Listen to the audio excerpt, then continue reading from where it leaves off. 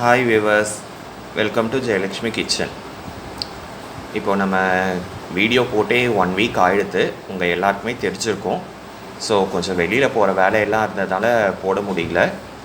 இதுக்கப்புறம் ரெகுலராக வீடியோ வரும். இன்றைக்கி நம்ம கிச்சனில் ரொம்ப சிம்பிளான லன்ச் மெனு தான் பண்ணியிருக்கு. வாங்க என்ன சாப்பாடுன்றதை பார்க்கலாம். இன்றைக்கி பார்த்தேன்னா எள்ளு பொடி சாதம். இன்றைக்கி சனிக்கிழமைன்றதுனால எள்ளு பொடி சாதம் பண்ணியிருக்கு. அதுக்கப்புறமா பார்த்தீங்கன்னா நல்ல க்ரீமியான தயிர் சாதம். தயிர் சாதத்துக்கு தொட்டுக்கிறதுக்கு மாங்காய் ஊறுகாய், எள்ளுப்பொடி சாதத்துக்கு தொட்டுக்கிறதுக்கு கத்திரிக்காய் தக்காளி போட்ட கறி பண்ணியிருக்கு. எள்ளுப்பொடி சாதம் ஏற்கனவே நம்ம வீடியோவில் போட்டிருக்கோம் ஒரு தடவை. இருந்தாலும் பார்க்காதவா புதுசாக பார்க்குறேன்னா என்னென்ன இன்க்ரீடியன்ஸ் போட்டு எள்ளுப்பொடி பண்ணியிருக்குன்றத சொல்கிறேன், வாங்கோ பார்க்கலாம். எள்ளு ஒரு 3-4 ஸ்பூன் எடுத்துக்கோங்க. என்கிட்ட இன்றைக்கி கருப்பு எள்ளு இருந்ததுனால நான் கருப்பு எள்ளு தான் எடுத்துட்டேன். உங்கள்கிட்ட வெள்ளை எள்ளு இருந்தெல்லாம் வெள்ளை எள்ளு எடுத்துக்கோங்க. இன்றைக்கி கருப்பு எள்ளு போட்டதுனால தான் உங்களுக்கு கருப்பு கலரில் இருக்குது. வெள்ளை எள்ளாக இருந்ததுன்னா உங்களுக்கு ஒயிட் கலரில் இருக்கும் சாதம். ஸோ நான் கருப்பு எள்ளு தான் போட்டிருக்கேன். கருப்பு எள்ளு ஒரு 4 ஸ்பூன் எடுத்து நல்லா வறுத்துக்கோங்க. லைட்டாக அது படப்படன்னு பொடியும் போது எடுத்து வச்சுருங்க. அதுக்கப்புறம் ஒரு கைப்பிடி உளுத்தம்பருப்பு, ஒரு கைப்பிடி கடலைப்பருப்பு, அதுக்கப்புறமா காரத்துக்கு வரமிளகா.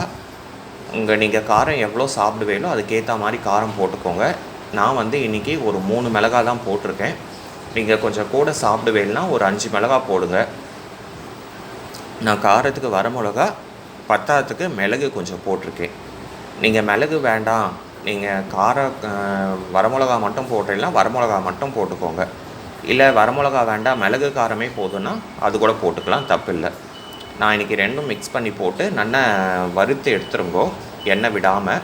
கூடவே ஒரு ஸ்பூன் தனியா போட்டிங்கன்னா கொஞ்சம் டேஸ்ட்டாகவும் இருக்கும், ஜீரணமும் நல்லா ஆகும் உங்களுக்கு. ஸோ தனியா போட்டு வறுத்துட்டு இதை ஆற வச்சு விப்பரில் போட்டு பொடிச்சு எடுத்துருங்கோ. பொடிச்சு எடுத்துட்டு சாதம் சுட சாதம் வடித்து வச்சுருந்தெல்லாம் ஒரு கடாயை போட்டு நல்லெண்ணெய் விட்டுருங்கோ. நல்லெண்ணெயில் தாளித்தா தான் நல்லாயிருக்கும்.